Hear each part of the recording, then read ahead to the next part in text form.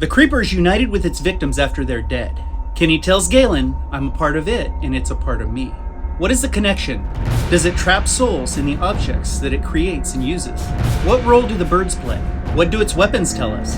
What does all of this indicate about the Creeper and what it is? There's a lot to cover. Let's go.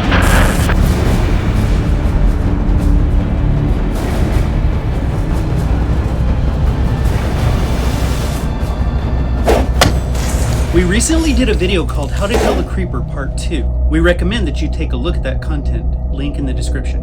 In that video, we went pretty far down a hole. We talked about the Creeper's essence, or its spiritual side, and we considered the possibility that it may be able to move from one body to another. We based this thought on the fact that the Creeper's old body was hanging on the Taggart's barn wall. Yet Minxie told us that the Creeper had to return to the earth, back into the ground for 23 more years. Although difficult to explain, this does indicate that the Creeper is spiritual in nature. As a matter of fact, there are many examples of the Creeper's strong connection to the spirit world, and we're going to look at some of those today. This monster is one of the most fascinating entities ever to have been unleashed on the horror community, and yet most people fail to see what's really there. Are you ready?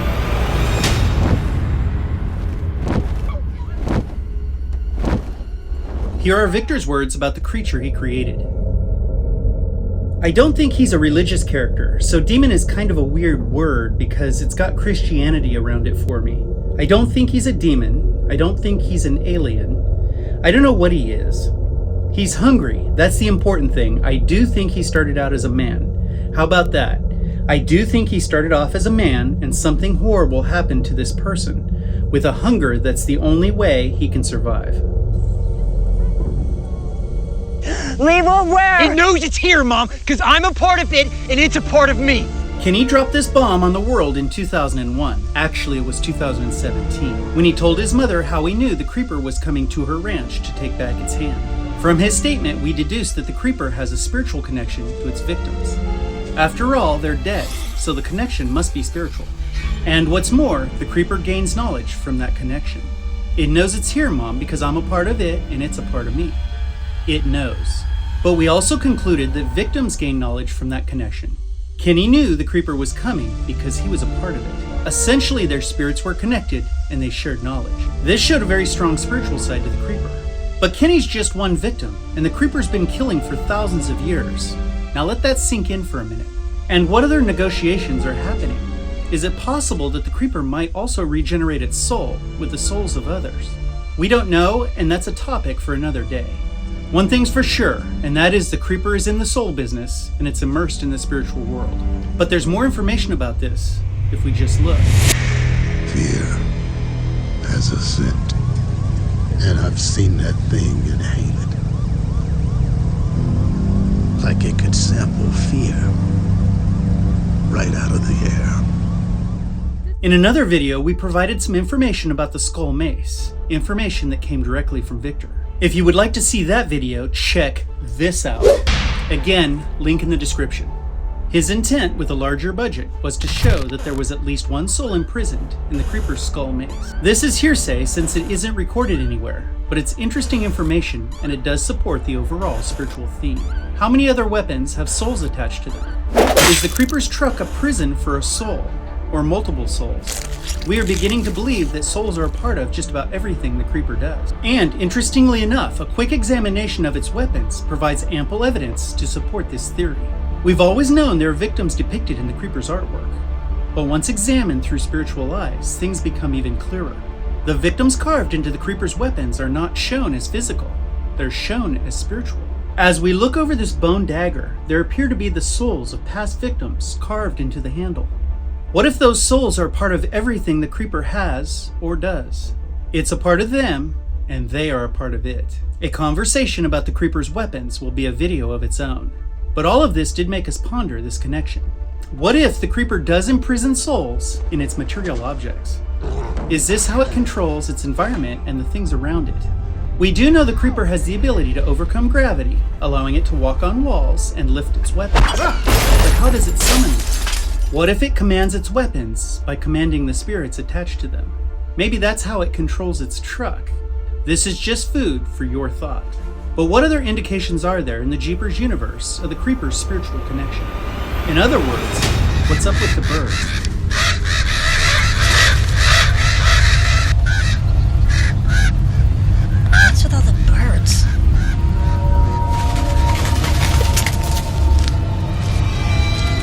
Let's look further into ravens and crows and their potential relevance to the creeper. Let's start with a list of the symbolic attributes of these birds. Ravens and crows can be symbolic of bringing light, prophecy and insight, wisdom and secrets, deception, impending death, prophetic illness or demise, dark matter ready for transformation, and connecting the physical world with the spiritual world. Does any of this sound familiar? Just about everything on that list applies to the creeper or has a relation to it on some level. And what we find most interesting is the symbology of connecting the physical world to the spiritual world. Let us remind you of what this symbolism and folklore really means. It's an observation from our predecessors that something existed.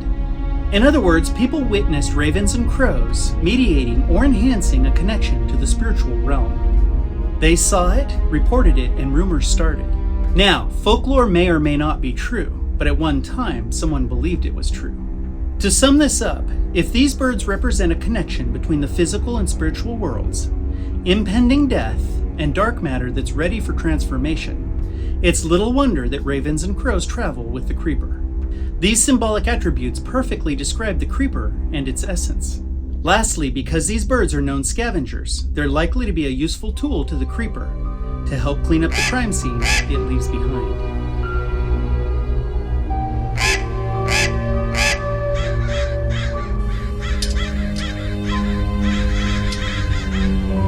Now, how does all this tie together to define the creeper?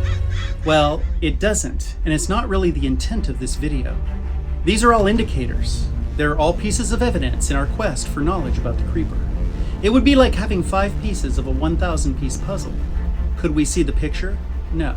But we do have some pieces to the puzzle, and we can see part of the picture. And that's what's important. So here's the takeaway.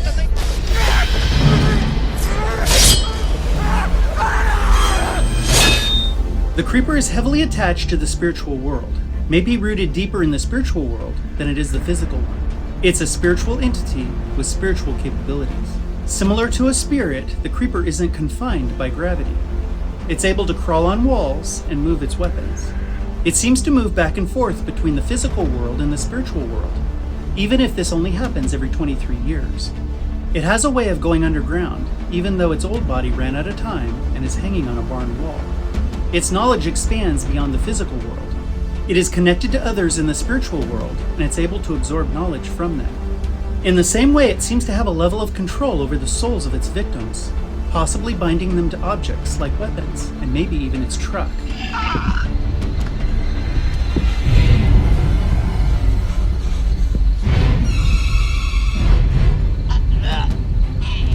So, we ask you, does the creeper regenerate to some degree by consuming souls? Can it attach souls to objects? Can it control physical objects like weapons or its truck by controlling the souls it's attached to them? Does the creeper's spiritual essence make it immortal? Can the creeper move from one body to another if its old body becomes damaged beyond regeneration? And lastly, if all of this is true, how do we kill it? Just tell me one thing.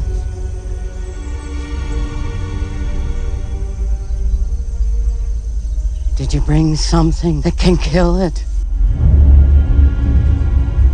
Thanks for watching. Wait! Like, subscribe, click, think, comment, anticipate. Wait! Did you subscribe? Till next time, we'll see you.